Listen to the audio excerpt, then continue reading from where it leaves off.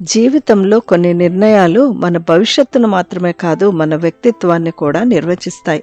మన హక్కు కోసం పోరాడాలా, లేక దేవుడు చూపించిన మార్గంలో సత్యాన్ని అనుసరిస్తూ దేవుని చిత్తాన్ని నెరవేర్చాలా అనే కన్ఫ్యూజన్లో ఉన్నప్పుడు మనం ఏది ఎన్నుకుంటాము? బైబిల్లో ఒక యువరాజు ఉన్నాడు.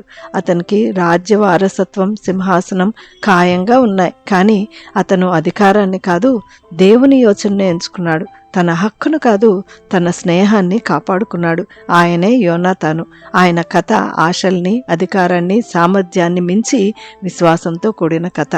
యోనాతాను ఇశ్రాయేలుకి మొదటి రాజైన సౌలు కుమారుడు.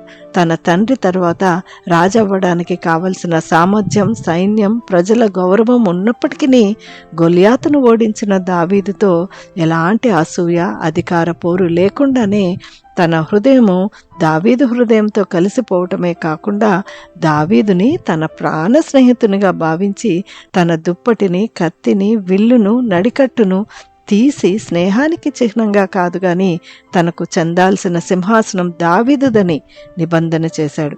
ఎందుకంటే దేవునికి ఇశ్రాయేలు పట్ల ఉన్న ప్రణాళిక తన ఆశయాల కన్నా గొప్పదని గ్రహించాడు కనుక. అంతేకాదు, సౌలు దావీదు మీద అసూయతో రగిలిపోతూ చంపడానికి ప్రయత్నించినప్పుడు నిజంగా యోనాతాను పరిస్థితి శోచనీయం. ఒక ప్రక్క తండ్రి, మరో ప్రక్క ప్రాణ స్నేహితుడు.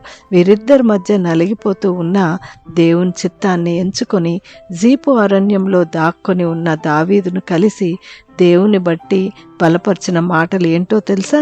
భయపడకు, నీవు ఇశ్రాయేళ్లకు రాజు అవుతావు, నేను నీకు సహకారిగా ఉంటాను. ఇది ఎంత నిస్వార్థమైన ప్రకటనో కదా.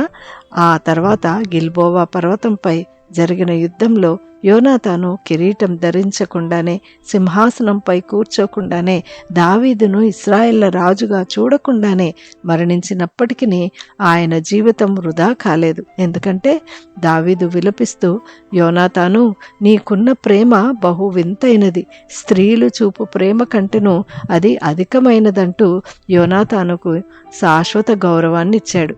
ఈ కథ మనకు ఏమి నేర్పిస్తుందంటే, కొన్నిసార్లు దేవుడు మనకు మంచి గుర్తింపునిచ్చే స్థానం ఇవ్వకపోవచ్చు, కానీ మార్గం సిద్ధం చేసే బాధ్యత ఇచ్చినప్పుడు విధేయత చూపిస్తున్నామా?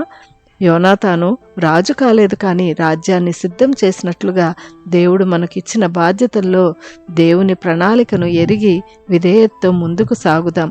కిరీటం కోసం పోరాడటం కాకుండా దేవుని ప్రణాళిక నెరవేర్చడంలో ముందడుగు వేద్దాం. ఆమెన్.